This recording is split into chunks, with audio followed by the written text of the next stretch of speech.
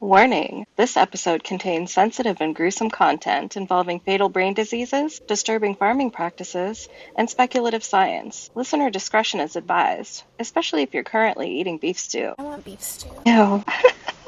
In this mini episode of Mutant Hollow, we dive into one of the most chilling real-life horror stories in medical history, prions. From sheep cannibalism to cows gone mad, and humans quietly harboring time bombs in their brains, we're talking about the mutant protein with a mind of its own. It isn't your average science chat, it's twisted, terrifying, and 100% real. This is your after-hours prion party. Grab a bag of bizarre case studies, creepy medical oddities, and wild prion tales too strange or too unhinged to squeeze into our main episode. Hey there, weirdos and worm lovers. I'm Amber, your resident microbiologist and questionable meat skeptic. And I'm Stacy, the creature doctor, fungus whisperer, and person most likely to lick something just to see what happens. Actually, that's probably accurate. That is so fucking true. Yeah. Today's episode is a bit different. We're veering off the main road into something weird and wonderful. A mini episode exploring a bizarre biological phenomenon that didn't fit neatly into one of our full episodes, but it was too horrifying to ignore. That's right. We're still talking about prions, the mutant proteins that eat your brain, don't play by biological rules, and may already be lurking inside of you. And for our listeners, here is a little bit of an extended segment with some extra gruesome details that we couldn't include in the normal edition of the podcast, but it has some of the rituals of endocannibalism and some other details that we thought were a little bit too alarming or grotesque for normal humans. So brace yourself or skip ahead a few minutes if you get grossed out easily. Do you think that people that get grossed out easily are even listening to our podcast? Yeah. And or subscribing to the Patreon? Definitely not subscribing to the Patreon, but eventually people will want to know what they're missing, and then they'll be like, oh, I made a mistake. Deep in the highlands of New Guinea, the Foray people had a gruesome funerary tradition, and when a loved one died, their kin would consume the corpse as an act of respect and mourning. In a small clearing, women armed with bamboo knives would methodically dismember the body, removing the arms and legs, stripping muscle from bone, and open the chest cavity without puncturing the bitter gallbladder. They smashed open the skull to scoop out the brains, which was then cooked in bamboo tubes over a fire. Every part was eaten. Marrow was sucked from the cracked bones, and even maggots from the corpses that had been buried and ripened, quote-unquote, for days, were relished as a delicacy. It was a scene of visceral horror. Human bodies butchered and devoured by lantern light in the forest. Yet for the Foray, this was a sacred ritual of love and a way to free the spirit of the dead. So gross. Yeah, I mean, but it's out of love. And the maggots? Yeah. I mean, a lot of cultures will eat fly larvae or beetle larvae. Oh. Remember when I said I wasn't getting as grossed out as the parasite episode because I changed my mind? Yeah. Yeah. Unbeknownst to them, they were also unleashing a nightmare disease. In the 1950s, Foray villages were struck by a mysterious illness they called kuru, meaning trembling or shivering with fear. Victims became unsteady on their feet, their limbs were shaking uncontrollably. They would laugh randomly, eerie, manic laughter that earned kuru the nickname laughing sickness. As the disease progressed, people could not walk or even sit up. They had difficulty swallowing and would cough and choke. Within about a year, they were dead. Entire families and villages were devastated. In some communities, kuru was the leading cause of death, especially among women and children, who most often ate the brains and organs. Terrified locals believed it was sorcery or a curse, and as the body count grew, chaos and fear spread through the region. Each funeral feast was in fact perpetuating the curse, as the infectious agent passed invisibly from the dead to the living in an atrocious cycle. Never know what amoebas might be in your hoochie coochie. Oh no, you were recording that. And now we're diving into a string of prion case studies so strange they sound like a campfire horror story, except every one of them really happened. Strange and lesser-known prion cases. First up is variably protease-sensitive prionopathy, a super rare human prion disease first fully described in 2010. Unlike Creutzfeldt-Jakob disease, it's less resistant to protease digestion and often develops in older adults with gradual onset. Symptoms include dementia, Parkinsonism, and ataxia, which is wobbliness when walking. Only a dozen UK cases were reported by 2018, maybe fewer than 3 per 100 million people. Super rare. The other one is fatal insomnia, or fatal familial insomnia, or sporadic fatal insomnia, which is a terrifying prion condition marked by inability to sleep, leading to brain damage, mostly hereditary via PRNP mutation, but about 37 sporadic cases have been documented with no familial tracking. There's also very young sporadic CG, documented cases of a 21-year-old woman who rapidly declined with psychiatric symptoms, motor issues, and then death within months. No family history, highlighting that prion disease can strike the young without warning. This one's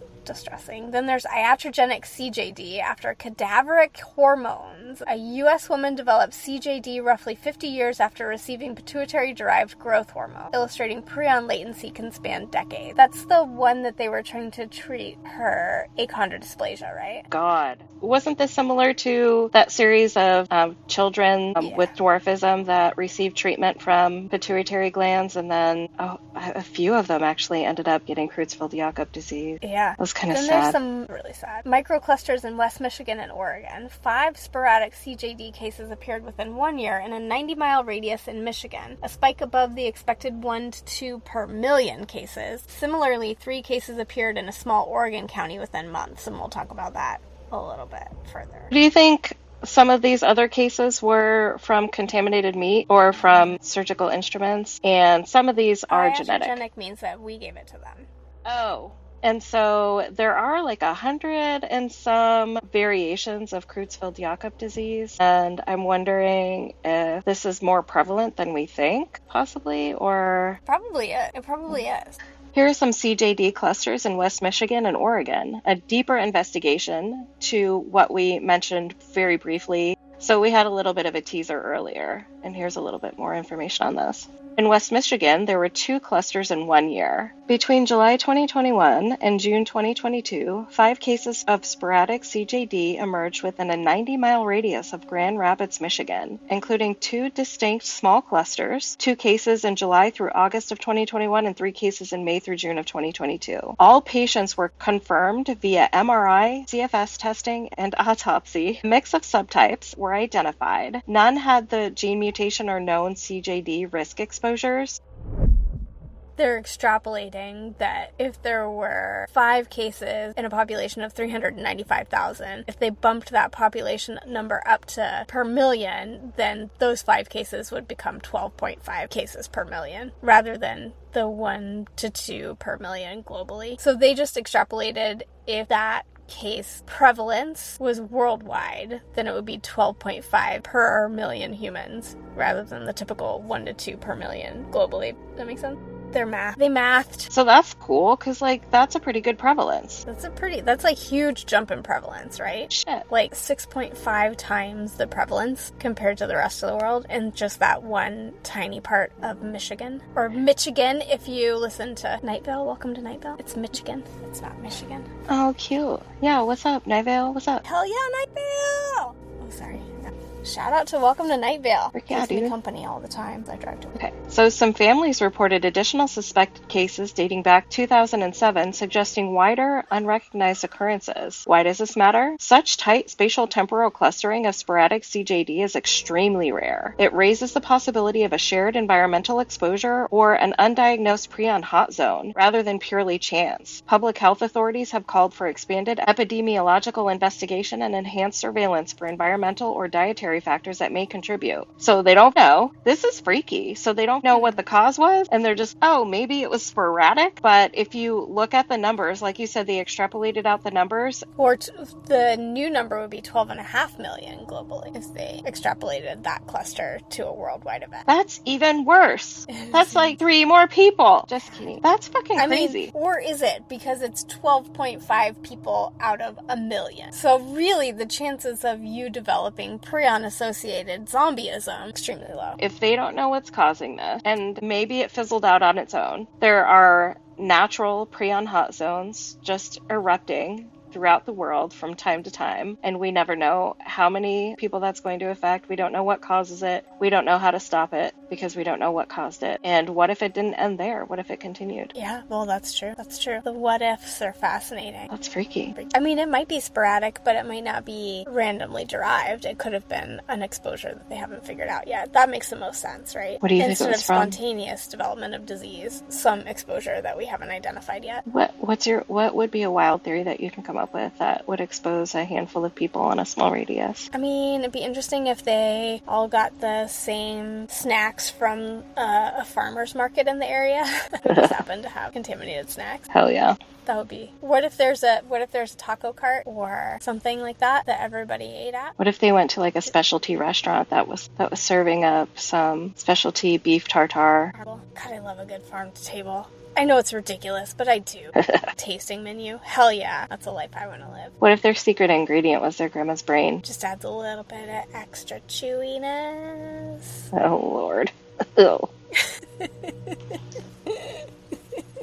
You gotta have that right bite. So, similarly, in Oregon, in the Hood River County area, there was a outbreak? Can you call it an outbreak? Well, in April 2025, so this year, just a few months ago, 3 individuals in this rural Oregon county were diagnosed with CJD. 1 confirmed, 2 probable cases, and 2 deaths have been recorded. Though most CJD cases are sporadic, this trio clustered in time and place set off alarm bells for public health agencies. Though most CJD cases are sporadic, this trio, clustered in time and place, set off alarm bells for public health agencies. However, to date, no connection or common source has been identified between the patients. The Oregon Health Authority and the CDC have launched joint investigations, but stress that overall risk remains very low for the general public. But this matters because CJD occurs, like we said, in approximately 1 to 2 people per million people annually, making 3 cases in a remote county in 8 months statistically improbable. Even without a confirmed link, cluster occurrences like this force consideration of unknown environmental or zoonotic exposures, such as wildlife prions like chronic wasting disease, that may be silently spreading. But seriously, though, how can 3 individuals in one small area be affected if this is so random and it just happens on its own? The neighborhood witch cursed them. Remember? All illnesses are curses now. Curse. Zombie apocalypse. Zombie apocalypse. I love how terrifying and insidious this is because it's so unknown that we're like, it's probably random, except when it's not, and we don't know why, and we hope that doesn't happen anymore. I mean, another thing is, how much are we missing, right? Like, how many cases are we just not catching? Because, I mean, people die every day, right? And we're not autopsying and testing everyone for every possible cause of death anywhere, right? Right. So it makes you think that logically and statistically the numbers are likely quite a bit higher, and they're just going unrecognized, which I find fascinating. And what about all the people that develop sudden dementia and say they're older so they get discounted? Say, maybe you're in a nursing home or maybe you're old enough that you need more care than usual, but there have been cases or plenty of dementias where there is rapid onset. And how many times do they check those people's brains? Like, they're not going to pay for an autopsy and an examination, right? Well, and what about other significant or serious neurologic disorders that aren't dementia, right? Like, what if other serious psychological disorders and brain diseases are presenting themselves all the time and are actually prion-based, but we just don't have full diagnosis or a chain of evidence to prove it? Ooh, kind of freaky to think about. Yeah. You can wake up at 3 a.m. panicking about you've contracted a prion disease. I think I already have one. Job. I mean, I very well could, and I might not know for 50 years, so... Truth. I mean, do you think that we're going to make it another 50 years? Not just like individuals, but as a species? Oh. 50 years seems generous. There have been a lot of volcanoes and earthquakes and hurricanes and floods. Tsunamis. Oh, that. Plagues of locusts. I saw this. Will run red with blood. Oh, sorry. You should do it in like a monotone drone, like something just overtook you and you're like reading the book of Revelations without knowing it, and then I was like, are you okay? And you'd be like, what? I didn't say anything. What do you mean? Everything's fine. Rivers of blood. Hell yeah. God, we're dark. Sorry. Not sorry. Sorry, not sorry. Okay. Here are some latent prion carriers and public health implications. Latency cases, such as post-cadaveric growth hormone recipients who developed prion disease 50 years later, illustrate how prions can smolder undetected for decades. Silent carriers, like those identified in the appendix study. Oh, yeah, like those identified in the country that shall not be named appendix study, they pose... I tried so hard to hold it in. Thank you. Country shall not be named. These silent carriers pose complex challenges. A dormant carrier may never show symptoms but could contribute prions to the environment or medical instruments. I think that's terrifying too. There are cluster interpretations, and when clusters emerge, they could represent delayed disease onset from long ago exposures, potentially decades earlier. Awareness and testing sensitivity, such as wider CSF screening or autopsy surveillance, often influences apparent spikes in incidence. So if you're not looking for it, you're not going to find it, bitches. Environmental and agricultural exposure risk, because prions are resilient, surviving in soil, salt licks, God, those are so fun, and even plant roots. Deer carcasses can release prions into soil, which are then taken up by vegetation. Medical protocols include instruments that have been exposed to brain and spinal tissue undergoing... So 1 molarity sodium hydroxide? 1N? What? Oh, Let's- Jesus, I don't do chemistry. Ask Lonnie. I barely passed, and only because she forced me to do so. Oh, good It was old Lonnie. bad. What's up, Lonnie? Shout out to Lonnie. What's up? Thank you for getting me through chemistry so I could become a doctor. I got a C once in my entire school career. Ever. 1C. Ever. And it was goddamn organic chemistry. Oh, chem, though. Oh, it was bad. Oh, chem's a I different kind of cried. beast. Oh, you I cried? cussed. It was bad. Oh, yeah. Fuck, okay. Yeah. The reason why we're here today is because Lonnie has a huge brain.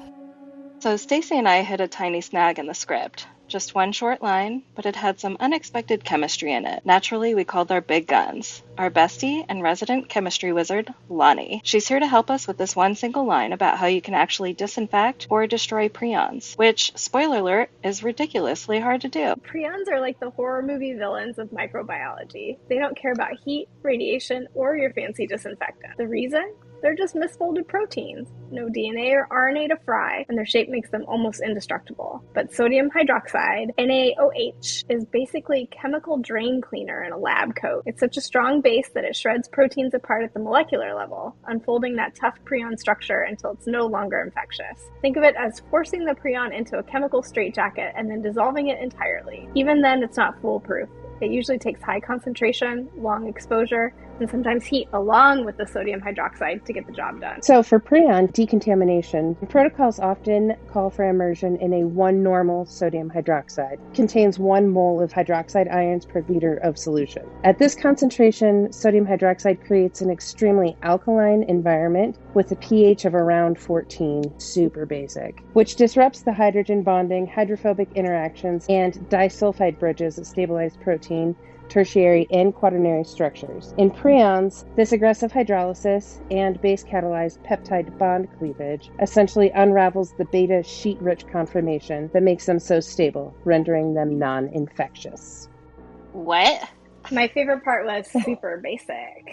Super My favorite basic. part was cleavage. Ooh, Yeah, peptide bond Yes. cleavage. Cleavage is good. Yeah. Can you translate all that to English? So basically what it's doing is the sodium hydroxide comes in and it's strong enough to either get those hydrogen bonds to stop interacting with each other, which causes an unfolding of the protein, or the disulfide bonds too. So proteins are folded a certain way based on what's attached to them. And when you come in and you interrupt that with the sodium hydroxide, it breaks the structure. Does that make sense? No. I mean, ish. I knew Ish. the words that you were saying. Right. I definitely knew what the words were. So don't remember. So a primary protein structure is the peptides that are linked together, right? And then tertiary and the quaternary structures are how they start to fold on each other. And a lot of times that's what gives protein functionality, is how they're folded. It says after the cleavage part that it essentially unravels the beta sheet conformation. And we talked a little bit, Stacy and I, about how protein structure their betta sheets are kind of like a woven basket. So is it kind of just pulling that apart? It's taking away the bonds that link those fibers Yeah, together. basically, so what you're doing, if you're talking about weaving a basket, you're unweaving that basket, right? So if you're thinking about something that's kind of like woven together, maybe you pull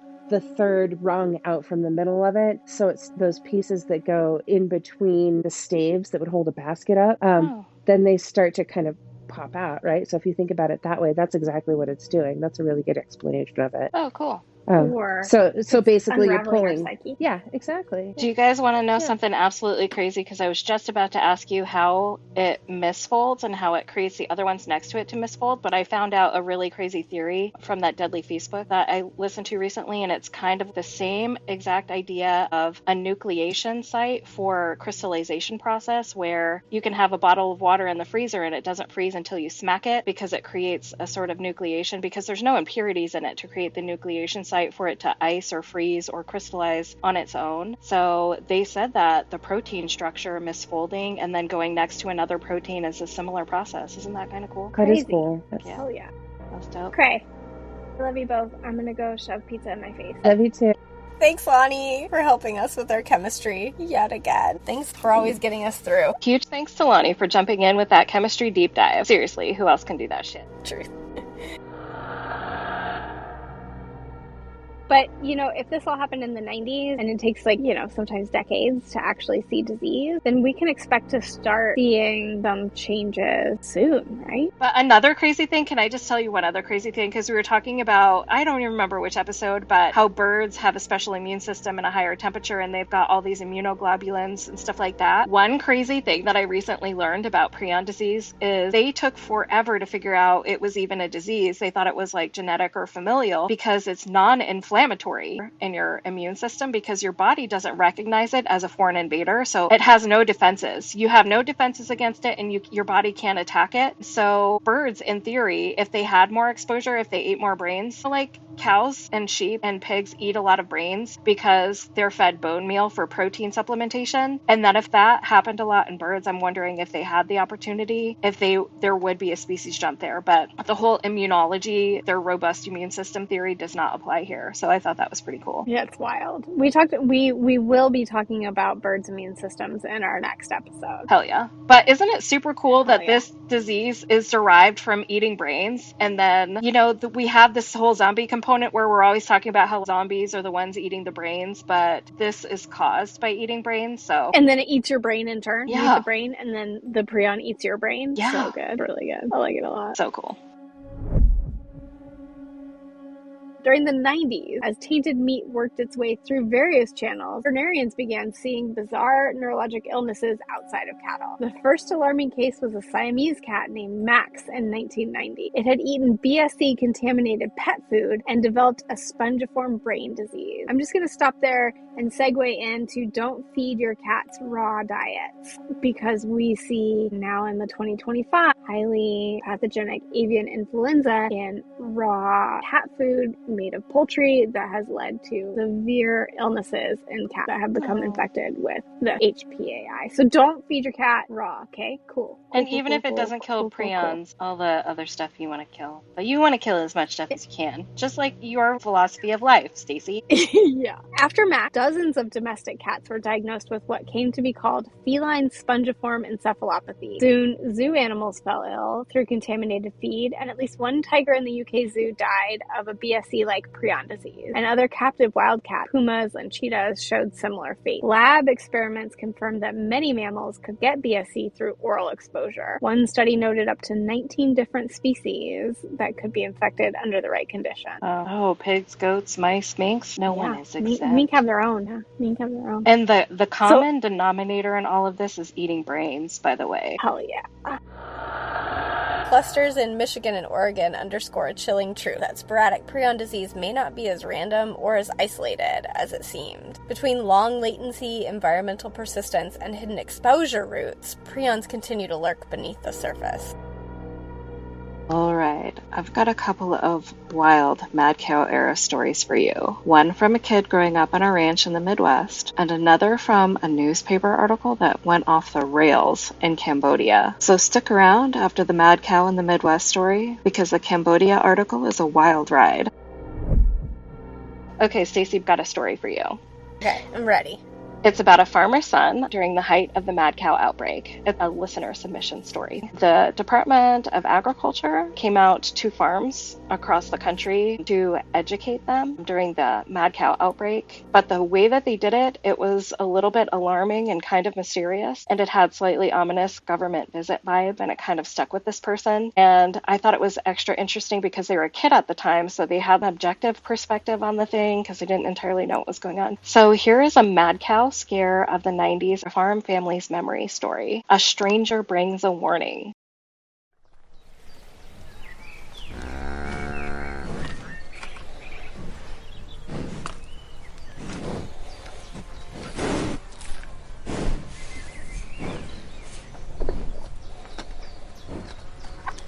I remember the day a stranger came to our ranch in the Midwest in the mid-90s. I was just a kid, peeking from behind my dad's legs in the barn. The man wore muddy boots and a serious expression. He was some kind of government veterinarian, maybe from the USDA or the state agricultural office, and he had come with an urgent warning. There was a talk of a mysterious cattle disease wreaking havoc overseas, something called mad cow disease. Cows in Britain were going insane and dying, the veterinarian said, and even people were getting sick from it. To a farm kid who thought of cows as gentle, grass-munching beasts, the idea of a mad cow was both spooky and bewildering. But the fear in the adult's voice told me that this was no joke. The visitor gathered my family and a few neighboring ranchers by the corral and explained the situation. Across the ocean in the UK, bovine spongiform encephalopathy, or BSE for short, had devastated entire herds. At its peak in 1993, nearly 1,000 British cows per week were collapsing with the disease. It started with cows acting strange, nervous, aggressive, or uncoordinated, and it ended with them stumbling and unable to stand. In total, over 184,000 cattle in the UK would die from BSE, and a global pandemic was mounting, he said. The disease had earned the chilling nickname mad cow disease,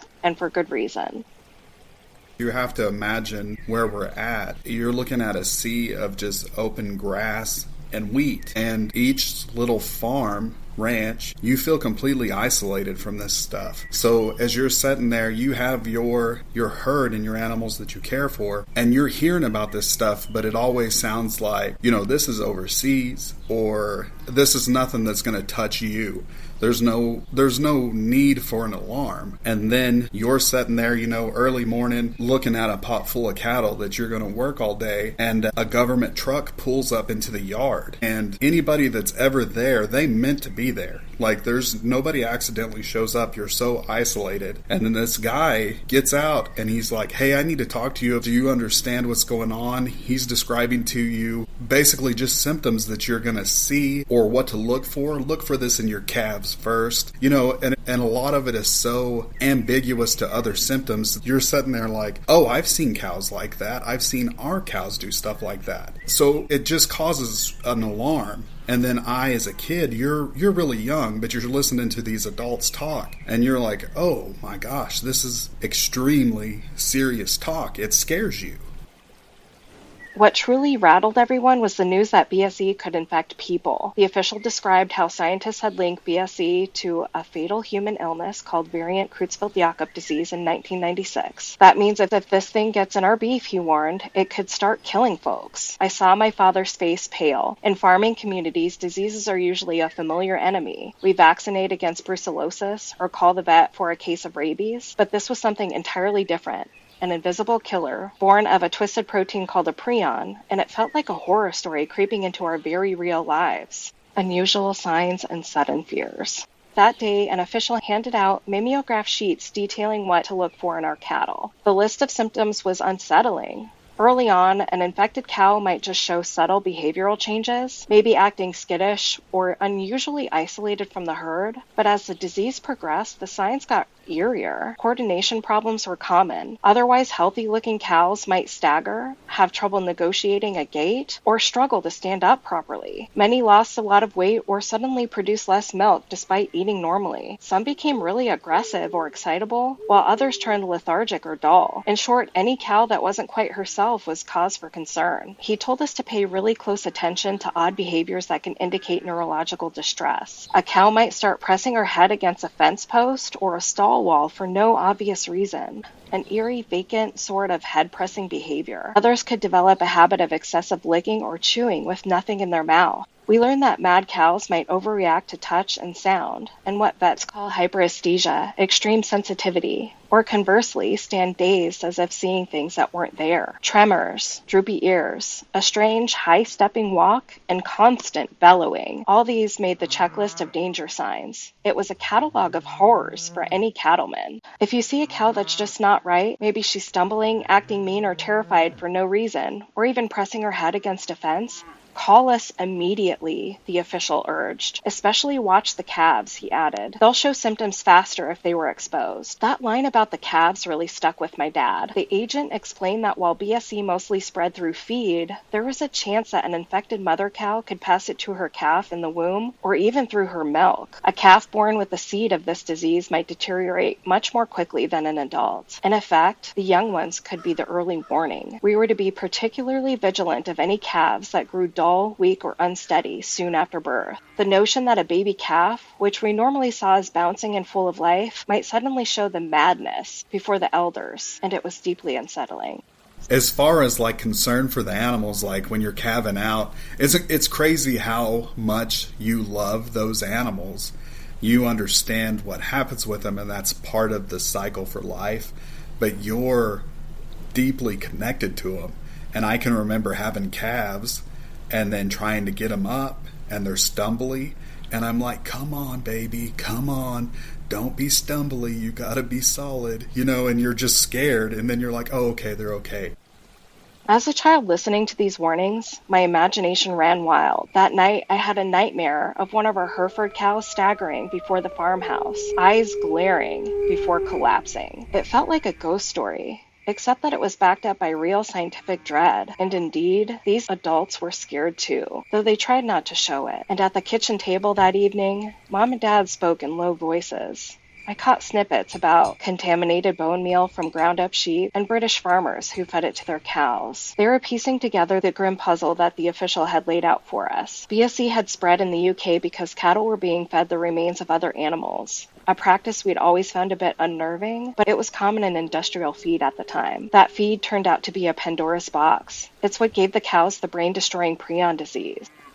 What we didn't fully grasp then was how much was happening behind the scenes to stop mad cow from invading the United States. Later on, I learned that by the mid-90s, public health and agricultural officials were in overdrive over the issue. In March of 1996, when the UK announced the link between BSE and deadly human infections, it was a turning point. BSE was no longer just a British farmer's problem. It was a threat to global food safety. The US government sprang into action. In fact, even earlier, the US had begun monitoring cattle for BSE in case it crossed the ocean. Our state diagnostic lab had already been testing any cow that showed weird neurologic symptoms for several years by then. The ranchers hadn't known it, but if a cow came down with unexplained Downer illness, scientists were quietly checking for the telltale sponge-like brain lesions. That surveillance was part of the nationwide effect to catch BSE early if it ever appeared. Perhaps the biggest behind-the-scenes move came in 1997, not long after that official's visit. The U.S. Department of Agriculture issued a sweeping feed ban. They outlawed the practice of feeding most animal-derived protein to cattle. In plainer terms, no more meat or bone meal from cows or sheep could be put into cattle feed. This was a direct response to the BSE scare, essentially cutting off the disease's main route of spread. The ban went into effect just months after Oprah Winfrey famously declared on national TV, "It has just stopped me cold from eating another burger. I'm stopped." Oprah's remark prompted the discussion of BSE risks, had sent cattle markets reeling, and even led to a high-profile lawsuit by angry Texas cattlemen, showing just how sensational and fear-fueled the atmosphere was. When Oprah was talking about the beef industry, cattle industry. Here, again, you're a kid and you're isolated from it, other than it feels like you're getting negative public attention for this thing that you care and love about. It felt like an attack. Again, I don't understand, other than you're like, why is my family's livelihood under attack? This is nothing that we do. This is nothing that I've ever actually seen happen. We were on another side of it. I mean, she wasn't doing anything wrong now that I'm an adult, and she wasn't doing anything wrong. She was simply getting information out. Honestly, she was probably doing a better job at that than the people that were supposed to get the information out, right?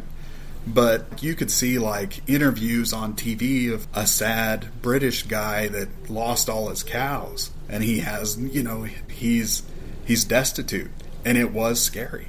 Yeah, you 100% were like, oh, what's going to happen? They're knocking entire herds of cattle out. They're taking them out of the system. And if that happens to you, it devastates your livelihood and you're destitute.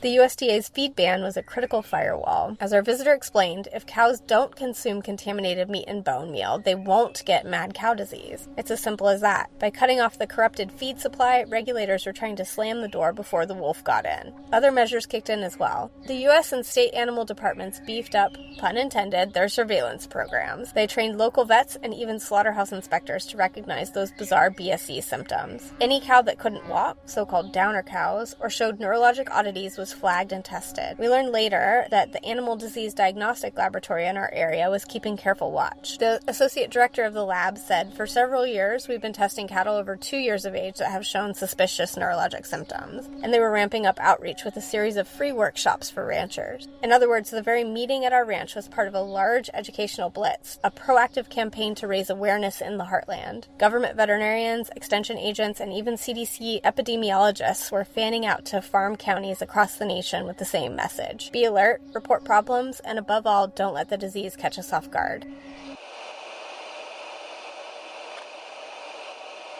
Have you or a loved one recently lost the ability to blink, sleep, or remember your own name? You may be entitled to no compensation whatsoever. Introducing 1-800-UNDEAD, the only post-mortem support line for those transitioning to the other, gooier side of life. Side effects of infection may include Swiss cheese memory, sudden desire to eat cow brains, a strong aversion to mirrors, daylight, and meaningful conversation. Whether it's prions, rabies, or just a mysterious bite you thought was from a feral chihuahua, we're here to guide you gently into your new undead lifestyle. Our operators are standing by. Well, shambling by. Call now and get a free Do Not Incinerate medical bracelet while supplies last. 1-800-UNDEAD, because rigor mortis waits for no one.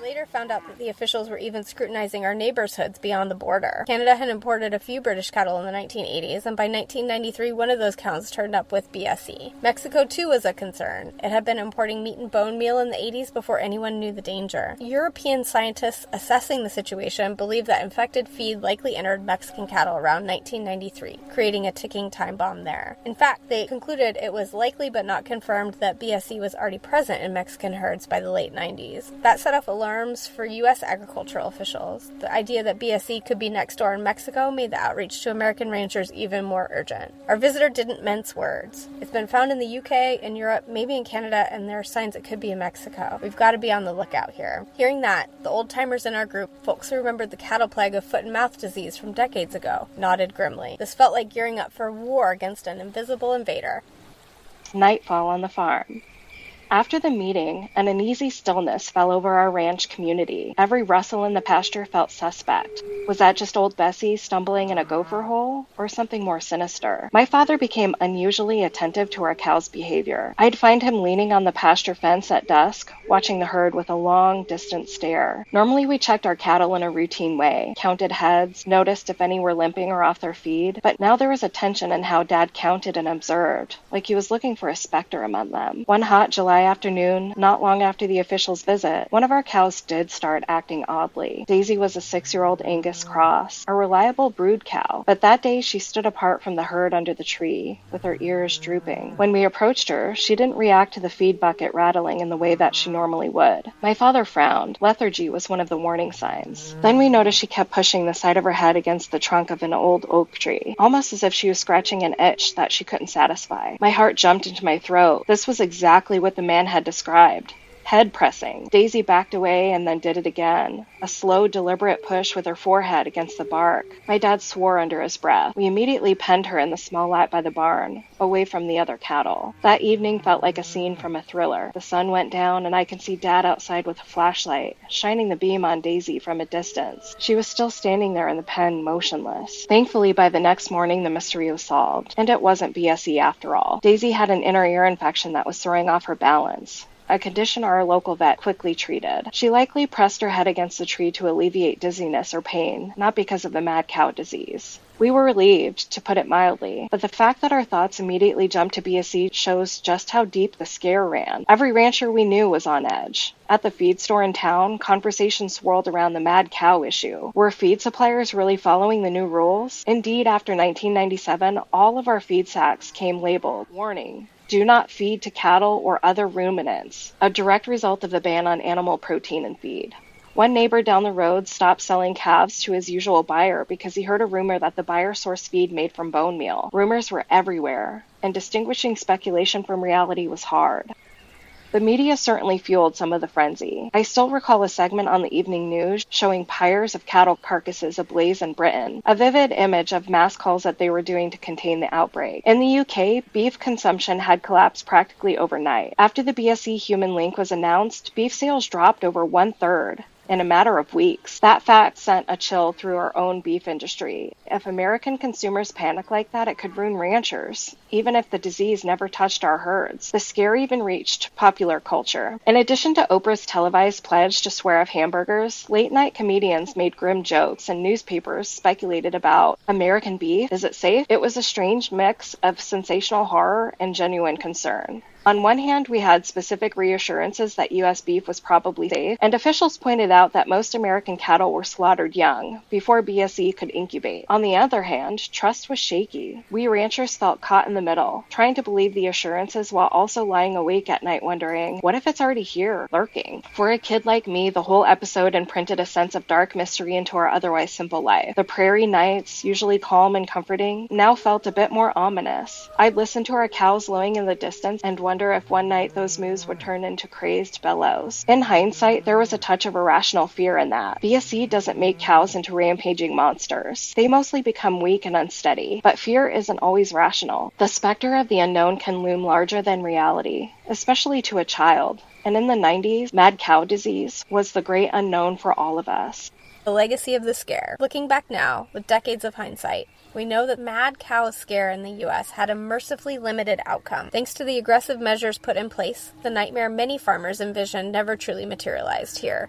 The first time a case of BSE was ever confirmed on U.S. soil wasn't until December of 2003, and that was in a cow imported from Canada, born before Canada's feed ban. It just wasn't a Midwest cow. It was essentially the last embers from the overseas epidemic catching us. After that case, and a handful of others in the early 2000s, mostly atypical, spontaneous BSE in very old cows, the disease never got a foothold in American herds. Our beef supply stayed safe, and consumers gradually forgot their fear. By 2005, over 50 countries had lifted the temporary bans they'd slapped on U.S. beef during the scare. Life went on. Mad cow disease became one of those things that was big in the news for a while, then faded into the background of public consciousness. Whenever I tell this story of how a man from the government came one day with tales of mad cows and dire warnings, it almost sounds like an episode of an old radio thriller or dark podcast. And indeed, the tone of it remains a bit sensational and eerie, because that's how it felt. The threat was invisible, the stakes were life and death, and we were cast as characters in a real-life drama. We had our own behind-the-scenes heroes, the scientists and officials racing to implement feed bans and surveillance, working late nights in labs slicing cow brain tissue to look for the microscopic holes that indicate BSE. And we had our on-the-ground protagonists, the farmers and the ranchers lying in bed imagining the worst, then rising before dawn to count the herd and breathe a sigh of relief when all of our animals looked healthy for another day.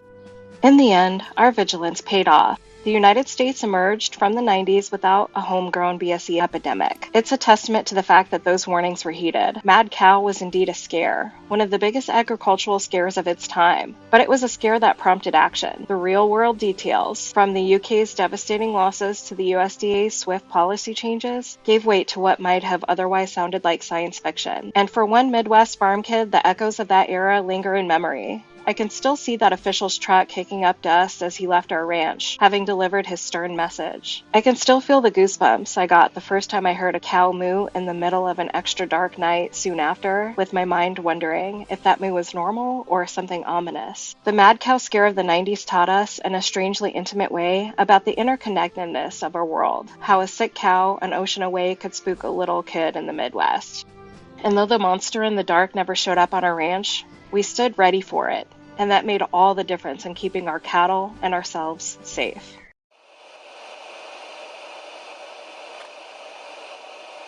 And now a word from our sponsor, where the disease is also the cure. Are you struggling with sudden aggression, uncontrolled biting, a deeply unsettling craving for spinal fluid? You may be suffering from zombria, a progressive neurological condition caused by rare infectious prions, feral raccoons, or that time you dared your cousin to eat brain jerky on a road trip. Ask your doctor if zombria is right for you. Zombria is clinically unproven to slow symptoms of zombification, but it can make you feel emotionally supported while you decay. Side effects may include eye using, dental shedding, memory liquefaction, the inability to pass up raw meat, and increased desire to nap in shallow graves. Do not take zombria if you're already dead or planning to attend a family gathering. Zombria, for the life you almost remember. Call 1-800-UNDEAD and ask about our free trial today. Just pay shipping and blood. It's funny how the mad cow scare sparked not just real-life panic in Midwest ranches, but also some truly bizarre stories, even one involving landmines and exploding cattle. They're gonna not just like transport the cows there, they were gonna like physically toss the dead cows on the minefield to manage the mines, and then explode the prions all over, not just like let them rot in the mine field, but like blow them up. Is that the impression that I'm getting from this? Brilliant.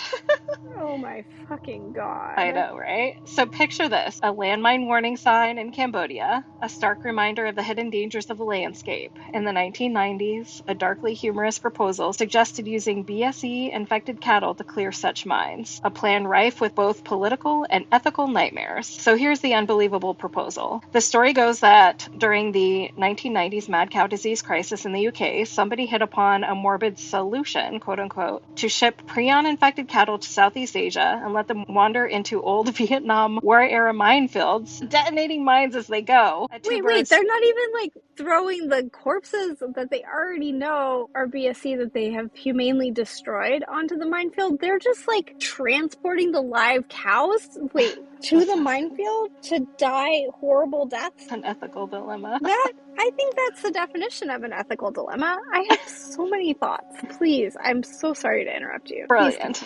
This was their two birds, one stone answer to both the UK's diseased cattle problem and the region's unexploded ordnance. It's a shocking idea, evoking imagery straight out of an apocalypse. In fact, newspapers did carry reports of such a plan, 1996. One account quoted a source noting that the English have 11 million mad cows and Cambodia has roughly the same number of equally mad landmines. Surely the solution to Cambodia's mine problem is here before our very eyes in black and white. This startling line, darkly comic in its logic, gave the tale an aura of plausibility, as if some eccentric policymaker or military strategist had genuinely suggested weaponizing diseased cattle. But was this actually... insane. I know, but was it actually a sanctioned plan? Minefield myth. I mean, I don't even know if I can talk. This is insane. I'm floored. I need time to process. Isn't that what the kids say these days? They need time to process. Kids these days.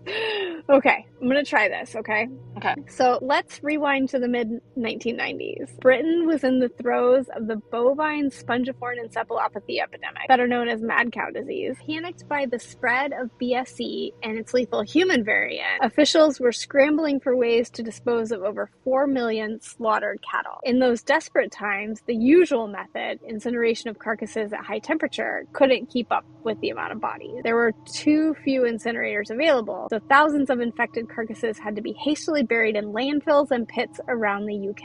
A 1997 investigative report described a map of desperation, showing burial sites dotted across Britain where 6,000 plus BSE infected cows were interred between 1988 and 1991 alone. Imagine grim burial convoys, workers in protective suits, and worried locals. It was a nationwide nightmare.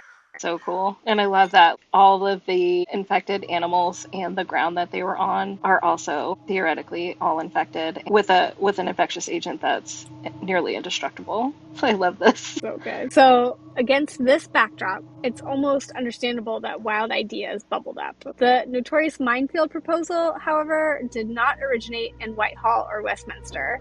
In reality, it began as a letter to the editor of an English-language newspaper in Cambodia. In early 1996, as the BSE crisis peaked, a tongue-in-cheek letter printed in the Cambodia Daily floated the idea of importing Britain's mad cows to detonate Cambodia's millions of leftover landmines. It was essentially gallows humor, a satirical suggestion from two expats, often described as wags, trying to juxtapose two crises in a darkly ironic way. I can get that. I could stand behind that. That's pretty funny. I mean, it does seem like a pretty elegant solution to a massive problem. I wouldn't say elegant, I would say messy and smelly and hilarious. And then I love the idea of allowing the opportunity for birds and other scavengers and other animals to become infected and see if they can become carriers and transmitters as well. See if we can do a mass species jump for something that we can't kill at all. Right, even that would be a great opportunity to see where that would go. However, the quip took on a life of its own. International media, even Reuters and Time magazine, picked up the story and, perhaps not realizing it was a cheeky letter, reported it as if Cambodian officials or the newspaper itself seriously suggested the scheme. This prompted swift clarifications. The Cambodia Daily's publisher publicly corrected the record. The paper never advocated using British cattle as demining devices. Oh my god.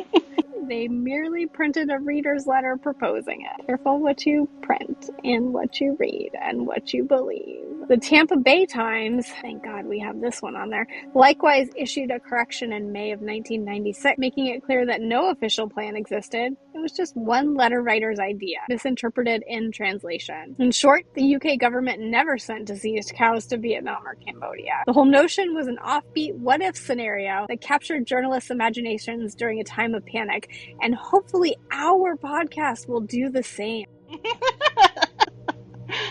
So to understand the appeal of the mad cow minefield idea, consider the double crisis it tried to address. In the 90s, the UK's BSE outbreak was so severe that by 1992, over 37,000 cows per year were confirmed infected, and ultimately about 180,000 infected cattle were identified in Britain. The response was draconian: total bans on suspected beef, mass slaughters, and the destruction of potentially infected material, including brains, spinal cords, etc. Yet, disposal was a huge challenge because prion-infected tissues aren't easily, quote-unquote, neutralized. Incineration at greater than 1,000 degrees Celsius is one of the only sure methods to destroy the prions, but incinerator capacity in Britain was completely overwhelmed. And this led to horror stories of carcasses piling up and emergency measures like the aforementioned mass burials in the landfills. And understandably, the public's trust in the authorities was low, and people were terrified that BSE prions might seep into the water supply or linger in the soil near those burial pits, which is totally valid. At the same time, the other side of the world, Cambodia, had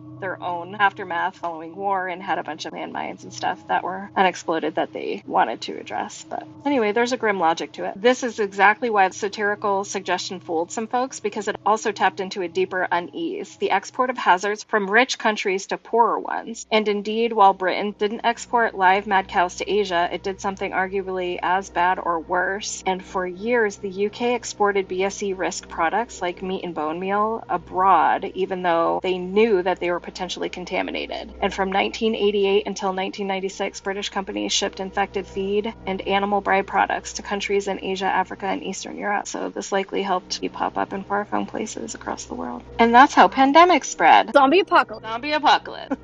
Bam. Done. So, in the end, the UK did not resort to exporting its prion problem to Southeast Asia's battlefields. Instead, Britain slowly destroyed the infected herds at home through incineration, rendering, and controlled burial, and bore the cost and responsibility as it should. Cambodia and Vietnam continued their long fight against landmines using far more humane and sensible methods, from trained deminers to mine-sniffing rats and mechanical tractors, not poisoned cattle. The mine-sniffing rats are so cute. Have you seen them? I know, I love them. Oh my god. And their people love them so much. Oh. They're like so happy doing their job, and they're fine. They don't get blown up. Yeah. This is a sobering reminder of how fear can breed wild ideas, and it's a little piece of fringe history where science, horror, and dark humor intersect. It leaves us with an image that's hard to shake: the lonely ghost of a cow and a misty, bomb-cratered field, and the uneasy question of what other desperate solutions humanity might dream up when pushed to the brink. Dun, dun, dun. Gross.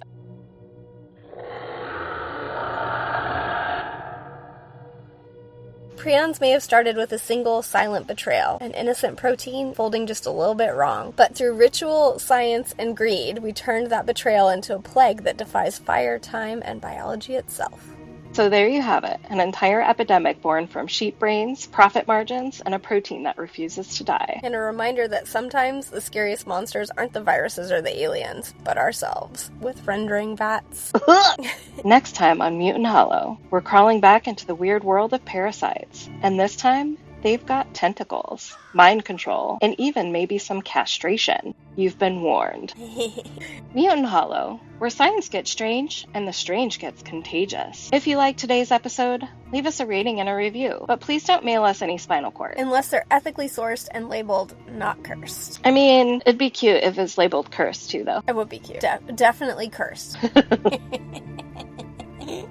Actually, you could mail us spines. I like vertebrae. I don't want any creeper mailing us any weird shit thinking that we're gonna like it, because what if it's their toe? I mean, I would totally like a toe. If somebody wants to randomly send me their toe, I am on board for that. Okay, give them your address I'm then. not giving anyone my address, though. How do they human? mail you a I toe? mean, maybe we should set up a P.O. box. Okay. But then that's going to be hard, right? So it's like once a month we're going to have to road trip for a few days to check our P.O. box. You know And what I was What if thinking? there's a toe in there for months and months? What? Oh my god, I hope it's not a fresh toe. It better be petrified. Gross. Hit that follow button or we'll put Bone Meal Basics in your cereal. Ha ha ha ha. Bone Meal Basics TM. Just go pee. What would you suggest I have in my emergency zombie kit, Stacy? My gosh. I love that you asked me that question. I was hoping that you would ask me that question. Hand sanitizer. Okay. Nitrile gloves. Good one. Protective eyewear, like goggles or a face shield. Yeah, absolutely. For the blood splatter. A bone saw. Why? So if you get bit, you can saw off whatever part of your body was bitten. Right there in the field. Oh, yeah, that would suck. A tourniquet. Obviously something sharp to jam into a zombie brain. Yeah. Like a screwdriver, right? It's easy. Everybody has handled one before, or most people have handled one before. It's got a good, nice grip, and it's just the right length. And you can like hit a temple or an eyeball and get through the skull. Nice. Granola bars. For you or for the zombies? Well, I mean, it depends on if they get you. If they don't get you, for you. If they do get you, then maybe for them. I don't know. Or whoever happens to stumble upon your corpse. There you go. Dual function. Yeah. One of those water life straws. Oh, yeah. And iodine tablets. Well, I mean, I guess it depends on the origin of the zombie apocalypse. Tell me more. Well, I mean, if it's a radiation origin zombie apocalypse, then it makes sense to have iodine tablets. But if it's just like a general pathogen zombie apocalypse, then I think the iodine tablets are just going to take up space in your emergency kit. And I would actually get a fire starter of some flavor first. But don't But iodine tablets also disinfect water? Oh, well, do they? Am I totally wrong? Maybe. I don't know. I'm dying. I'm going to die out there now. Oh, no. Well, if we hang out together with our powers combined, we will survive. Yes. Oh, they do. A common method for disinfecting water. Look at you, you smarty pants. I Look at went that big camping. brain. I was thinking that we should have some antibiotics on board too, like some ciprofloxacin, just cover our bases. And how do normal people get ciprofloxacin? Would they have to raid a pharmacy, post-apocalyptic pharmacy? Well, I would assume that our medical insurance would no longer cover that. So yes, yeah, I think you're gonna have to raid a pharmacy. Or if you travel a lot, you can just ask your doctor if you can have an extra supply and then tuck that away like a wee squirrel. Like a wee squirrel. That was super. Which brings me back to the emergency kit. You need like tiny bottle of whiskey. And if there's an apocalypse, you might as well just eat whatever you got on hand, even if it's expired. Because you're not going to get any fresh. Oh, yeah. And then you might have to take extra because they degrade over time just a little bit. But they don't one day at their expiration date just stop working completely. They just reduce efficacy, right? Yeah, truth. Whiskey. You should have a tiny bottle of whiskey. For 3 reasons. 1, because sometimes alcohol will take the edge off and you're having a really bad day. 2, what if you have to disinfect your stump after you saw off your own arm? And 3, I forgot 3. I mean, it's whiskey. The possibilities are endless. And number 3, it's whiskey. There you go. When you also want to cauterize your stump so it stops bleeding and stuff, though. Yeah, but sometimes you don't have time to start a fire when you're running from zombies and you have to chop your arm off as you're like sprinting down the sidewalk. So as long as you have a tourniquet and you have some whiskey that you could just throw on it, leave the tourniquet on for longer than you're supposed to, and then hope that you can get somewhere to actually cauterize your stump. But I want to meet the person that in an emergency situation could saw off their own arm and then run away from a pack of zombies. I mean, at some point you're just going to have to say, this is it for me. I'm just going to lay here and take it. Yeah, seriously, you'd have to have a pretty intense drive for survival, for sure. I don't think I could do it. Could you? Would you saw off an appendage? Maybe a finger or a toe. I don't think I could do my whole arm. I'm kind of a weenie, actually. Same. Can you saw off my appendage? Definitely, yeah. I got you there. I got you. Yeah, yeah. No qualms about that at all. I'll saw off whatever you want. I'll solve whatever you want. Thanks, Stacy. I knew I could count on you. I got your back. I'm going to be honest with you. I don't think I would be able to do that for you. Like, I would give it the good old college try, but if it was like a whole femur or some shit, I don't know. I do not know about that. Would it be a strength thing or a constitution thing? Or would I be just screaming so loud that you didn't want to deal with me anymore? If I have to give a dog or an animal a shot or a medication, seeing somebody else in that tiny amount of discomfort is enough for me to vomit. So, like, having to saw off your appendage, I'd probably be puking on you the whole time. I think we need to broaden our apocalypse group because I can't have you throwing up on my stump. Damn it. I mean, maybe there's safety in numbers. Maybe we can recruit some folks with this show. Call Everybody has their strength. Yeah. Yeah. Call 1-800-UNDEAD if you want to be a part of our undead army. Wait, no, we're the alive ones. Oh, speak for yourself, Stacy. This is going great. We have to get another digit in our 1-800-UNDEAD number. Don't we need... Wait, undead. 1, 2, 3, 4, 5, 6. Oh, yeah. Undeads. Undead. It just doesn't roll off the tongue the same way. I'm sorry, I get weird all the time. Yeah, you do. It's true. Okay, I'm gonna hit stop, so don't say anything cute or funny, okay? Just get it out of your system. Do you have anything else? No, now I can't even talk because everything I say is cute and funny. Yeah. Happy cow! Moo. Moo. Moo. You try. I threw my phone across the closet in a huff. Make some noises. Make some of your noises. We can give a shout out, right? Can't we? Shout out to Welcome to Night Vale. Yeah, Keeps me dude. company all the time. I drive to work. This is crazy. Years, that's kept me company while I drive to work. Yeah, they're pretty dope. When we grow up, I want to be like, Welcome to Night Vale. Yeah, I know. So good. Some good shit. Rivers of blood. I just saw a new t-shirt line that came out that says, Mom, please flush it all away. And then Oh, yeah. all the shit's already happening. So you're praying for rain, you're praying for tidal waves. Mom, please flush it all away. I'm like, fucking do it. Sorry. Anyway, if you haven't There's heard no pink Tool- fluffy unicorn clouds here, bitches. I love pink fluffy unicorn clouds, but I also want those unicorns to shoot lasers out of their eyes and kill everyone. Like rainbow lasers. Oh my god. Oh no, my headphone just made the dying noise. Are you kidding me, Stacy? It's at 10%. I'm sticking one in the charger. And For the other one in. Say, get a new pair of AirPods. I am deeply in debt to the government for my brain. Sake. Also, don't make human doctor money. And my animals take up all of my discretionary income because they're fucked up. So Listen, headphones. buy Stacy some AirPods so we can record an episode. Oh front. I need headphones. No, Go to I'm our not one. Patreon. I'm not one to put a GoFundMe for a set of headphones. I just suffer and die on the street. Okay, that's terrible. And you pay for our own Patreon. I know, I do, because I think we're so cool. Yeah, we're pretty cool on our Patreon. Okay. We pay to have friends. Oh. Okay, I'm gonna hit stop and start again. Never know what amoebas might be in your hoochie coochie. Oh no, you were recording that. Oh no. Oh no. Oh no, we're gonna have to put this in the episode. I never that. You said it first.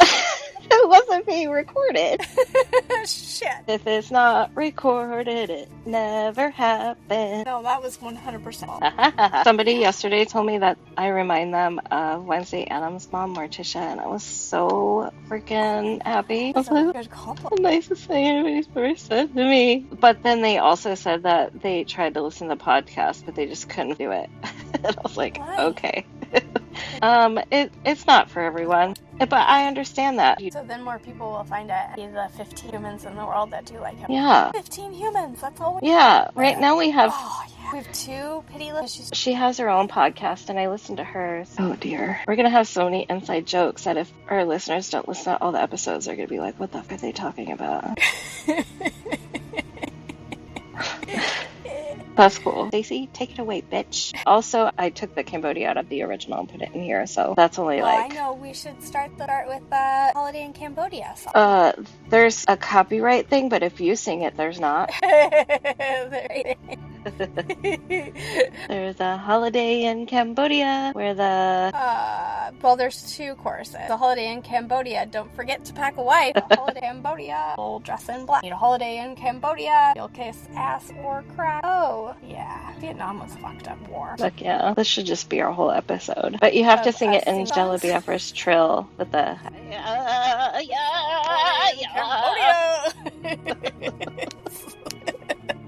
Oh, we're dating ourselves so hard in all of these episodes. No, we're not. We appreciate vintage things. We're into vintage? Yeah. The lovely, robust, full-bodied vintage.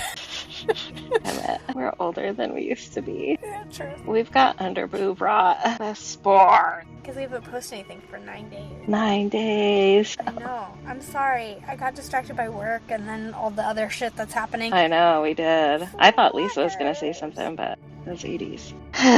Okay, what are we doing? Haha. Okay, I'm gonna mute and breathe. You're so cute. Remember that song? You have all the good songs. No, I don't think I want. Okay, never mind, I won't. What if I'm not? No, you're fine. Now I've got anxiety. Oh, no. I mean, Thanks. we're doing good. Oh, you're fine. Right, I am fine. You Sorry, weren't read gonna ahead. read I'm sorry, ahead, I'm sorry, read Stacy. ahead. I'm sorry, it's a problem. Sorry. But this makes it... I'm gonna quit reading. I stopped. I threw my phone. I threw my phone across the closet in a huff. I don't think that's a good idea. I'm gonna mute myself so I can snap. Stop it. Stop it. Oh, don't read. Don't read. You know, reading is one of my hobbies. Fun. That's so small. Yeah? Yeah, he's cute. I don't motorcycle, mountain biking.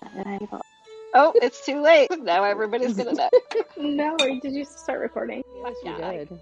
We're recording. Oh my god, that laugh. I can't handle it. We have triple giggles now, so I don't know how we're ever gonna get anything done with this. It's gonna be bad. We could just have a giggle track behind everything. That's right. Okay, no, we don't need a giggle track. We are the giggle track. I know, but Oh you my could, like, god. record it. Heaven help me. Do not put this out for the public to hear. Oh, you figured out your phone number. Cool. Yes, tell us all your phone. Will you also say 8675309 and I'll put that in the actual recording? 75309. Yay. We're dating ourselves again. That's I know. the theme of the day. That's true. It's gonna be done in 15 minutes. Okay, cool. 3 to 5 business minutes. Business minutes. Lonnie. And after I kept chasing him around going, are you holding your breath? Oh god. Oh my god. So Oh, there we go. we were reading, Stacy was reading that first paragraph and she's like, fuck. And then I was like, I started trying to explain it and then I was like, I need Lonnie too. Will you? I'm gonna blow my nose. I'm gonna mute myself, okay? Oh, this is the one time you mute yourself? What does that mean? No, I'm not gonna. Take this. Oh, yeah. I I was hoping for more foghorn there. Oh, Yeah, me too. oh, that's what you're gonna get. You stay out.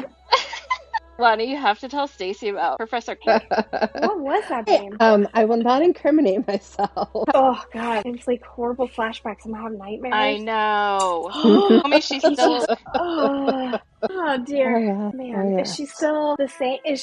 Does she still tell you, Amber? What did she tell us when we first started that class? Very first day, very first lecture, she's like, 99% of you are gonna fail, and we did. And fuck, I was like, Stacy was like, that's a teacher problem. And then I don't Stacy know. tell her what she gave you for that class. Well, I got a C because of Lonnie. In What? a good way? Yeah. Oh. No, there's no way I would have passed that class. Yeah, like no. The You only said you reason I passed cried. is because of you. Oh yeah, she did make me cry, and I don't cry. Like I don't cry. What about chemistry professors that like make people cry? Oh god, it was bad. I was taking a test, I remember, and I was just like tearing up, and I was trying so hard to be a tough girl, but I had like welling tears, and I couldn't see my little model to make the models to do the test. It was so bad. Yeah. You're the only reason I'm a doctor. So thanks for that. You're welcome. Hey, glad I could be helpful somewhere. We talk about death a lot. That's true. That's a main topic of conversation. It's so hard. Thank you. It was so hard to edit that because I was like, Earth? Somewhere. On the planet, a thing happened. Can you do some reading? Because I can't read. Why do you think salt licks are fun? Because I like to watch the cows and the deer lick up. Oh. They got like really long, weird tongue. They seem so happy. Oh, that's pretty cute, It's actually. like the most savory popsicle ever. Lollipop. That's a weird lollipop. Tell me more. Medical. You know my belly? Yeah. I'm trying to put my belly close to the microphone so you can hear it grumbling. You hear it? No, I can't hear it. Oh, yeah, she does. She forced you? Oh yeah. Yeah, I was gonna quit everything. I was gonna stop doing anything. Give up on my dream. But she was like, you need to pass OChem. Oh. I just feel like you shouldn't lump OChem into general chemistry when you're talking about hating chemistry, because OChem is like a fucking demonic form of chemistry. Oh, I hate regular. In fact, I hate chemistry and physics. Ha, you're in. Okay, this will be fun. Here we go. If you're about to barf, cough, sneeze, go ahead and hit mute. Thank you. Wait, I can't see my mute button and see the script at the same time. This is too Uh-oh. hard. Okay, this will be fun then. Just hold your breath. Ready, set, go. Wait. Oh, God. I wish... You have to hold your breath way longer than that, Stacy. I'm sick. Okay, I'm gonna try again. I'm sorry you're sick, but don't hold No, your it's breath. fine. Okay. Oh, a friend of mine gave me a picture last night of his pizza, and he was really disappointed there was only one pepperoni on it. And I was like, why isn't there any cheese? And he cooked it upside down. Okay. When you started saying a friend of mine gave me a picture of his last night, that's not what I thought you were going to say. Thank God it was just pepperoni pizza. He was also the one that was like, I tried to listen to your podcast, but I couldn't do it. And I was like, all right, that's fair. And now me. So, Stacy. Every time. Also, Lonnie's husband does basket weaving. He does. He used to. Yeah. Well, I think we sold all of his basket weaving stuff at one point, but I have some baskets that he made. Cute. Yeah. Is it like riding a bicycle? If he wanted to start basket weaving again, he could just get right back into it. Potentially. He has so many other hobbies right now that I don't know that he ever would. Tell us the rest of his hobbies, and then I have to go to dinner. Oh, we don't have the time. You'll miss dinner if you get into that shit. It's never ending. Well, let's see. What is his current obsession is making stickers and T-shirts Of Mutant Hollow. of Mutant Hollow. Yes, he's making some Mutant Hollow merch, and he let's see. Oh, his other thing is he's got a laser engraver. Yeah, And that's epoxy, just bath bombs, lotion. resin, lotion. Lotion. Yeah, yep. He Lip put balm. Multi-talented human. He had his teeth extracted and then he made them into earrings. He Oh, that's did. cool. He did. Yes. Yeah, Oh, yeah. that was dope. Okay. Cool. I'm gonna hit stop. I love you both. I'm gonna go shove pizza in my face. Love you too. See that coming. I should have. I should have. That is proprietary information that I am not legally able to share. But it was funny. Oh my God. Okay, where the fuck are we? You sound like Swallow. Oh. Anyway. Be the problem. Embrace go it. Just bitches. Yeah, private. This is my private. You can't look at them. Do not have my consent. my god. Yeah. Okay. I don't like that little picture of the red worm. It's disgusting. You're so sensitive. I'm not. Maybe I am. Okay. I have the plague. Uh-huh. I am the plague. You are the plague, Stacy. You don't sell yourself short. You're not just a plague. You're the plague. And that's why Stacy wants a zombie apocalypse. Sorry. Bye.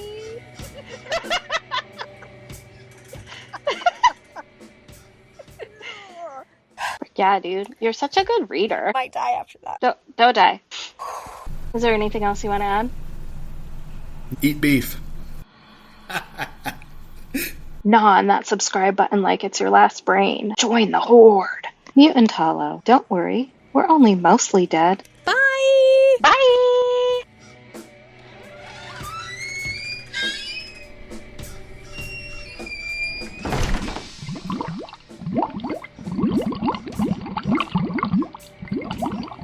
Make a zombie sound.